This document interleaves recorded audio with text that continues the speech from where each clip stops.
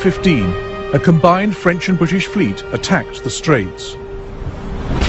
The flagship was hit by a large number of high-caliber shells. A turret was put out of action, and all its crew killed. The flames didn't spare anything. Our young men, a few minutes earlier so alert and courageous, were all skeletons lying on the bare steel, blackened, carbonized. At the time, if it had been left to the German general Liman von Sanders, he was holding troops back for an attack 9 miles away that never came. But a 34-year-old Turkish officer, Mustafa Kemal, climbed the peak of Çanakkale and saw the Anzac troops approaching and his own men fleeing. Mustafa Kemal issued a stark command. I don't order you to attack.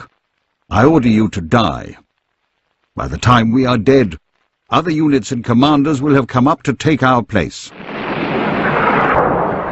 He sent an angry letter to Enver Pasha, damning their German allies. Liman von Sanders did not know either our army or our country, and did not have time to study the situation properly. I urge you strongly not to rely on the mental ability of the Germans headed by von Sanders, whose hearts and souls are not engaged as ours are in the defense of our country.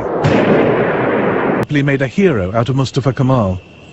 Within 8 years he became his country's leader, earning the name Atatürk, father of the Turks. After 9 terrible months, the hills of Gallipoli fell silent. Both sides had suffered around 250,000 casualties. But for the Turks, it was a triumph.